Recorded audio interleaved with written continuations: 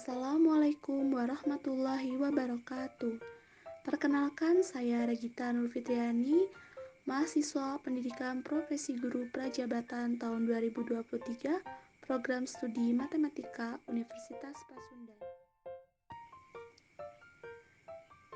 Dalam rangka memenuhi salah satu tugas mata kuliah Filosofi Pendidikan Indonesia, pada kesempatan kali ini saya akan membahas mengenai kontekstualisasi perjalanan pendidikan nasional.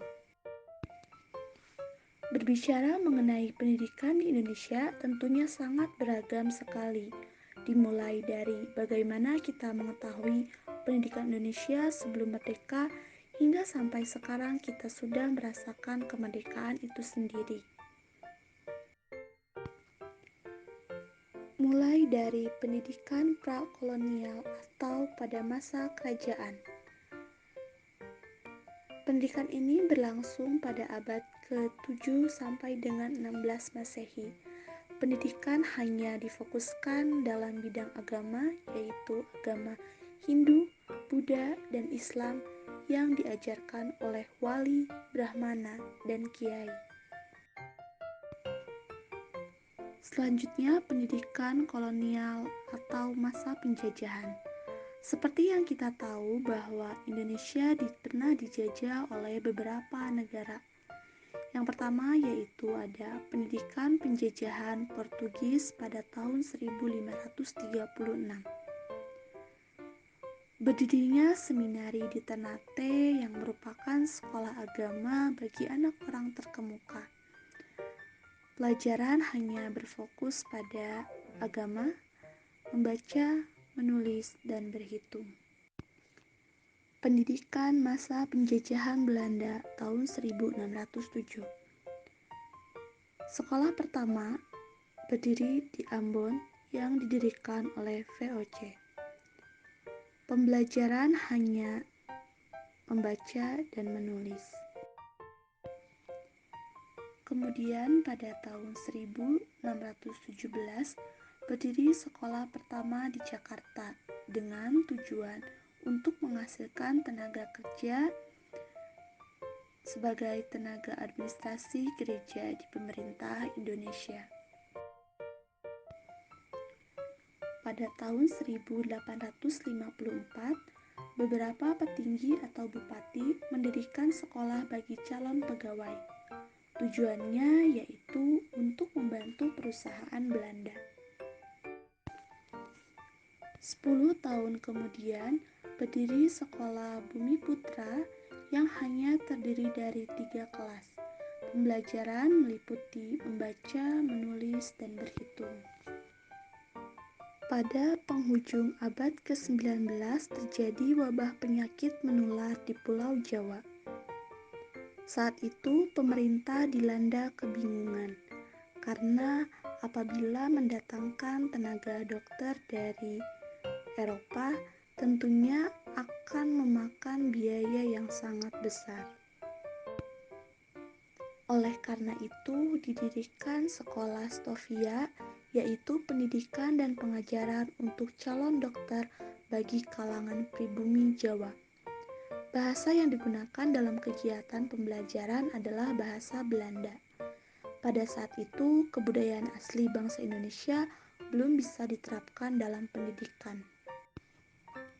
Pada tahun 1920, lahirlah cita-cita baru yang mengusul dari pemikiran gabungan kesadaran kultur dan kebangkitan politik gerakan transformasi untuk perkembangan pendidikan Indonesia sebagai gerbang kemerdekaan dan kebebasan kebudayaan bangsa yang bisa menjadi landasan sistem pendidikan dan pengajaran di Indonesia.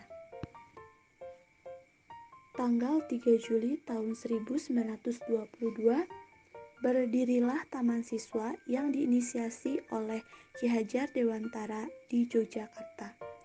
Taman Siswa adalah sebuah perguruan yang digunakan untuk membedakannya dari sekolah yang ada pada masa itu. Taman Siswa merupakan perwujudan dari perjuangan Ki Hajar Dewantara dalam dunia pendidikan Indonesia untuk membebaskan diri dari jeratan menjajah dengan meluaskan pendidikan pada generasi muda. Ada 3 semboyan Ki Hajar Dewantara yang terkenal, yang berbunyi Ingarso Sum Tulodo, artinya di depan harus memberi teladan. Yang kedua, Ing Madya Mangungkarso, yang artinya di tengah harus membangun ide dan gagasan. Dan yang terakhir, Tuturi Handayani, artinya di belakang harus bisa memberikan dorongan.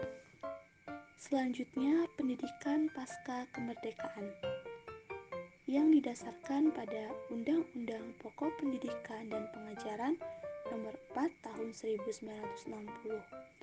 Semua kegiatan pembelajaran harus berdasarkan kurikulum yang ditetapkan oleh pemerintah Indonesia. Beberapa kurikulum yang pernah diterapkan di Indonesia yaitu yang pertama, Rencana Pembelajaran 1947 yang menekankan pada pembentukan karakter manusia yang berdaulat. Rencana Pembelajaran Terurai tahun 1952 yang menekankan pada pembelajaran harus dihubungkan dengan kehidupan sehari-hari. Rencana Pendidikan 1964 yang dipusatkan program Pancawandana.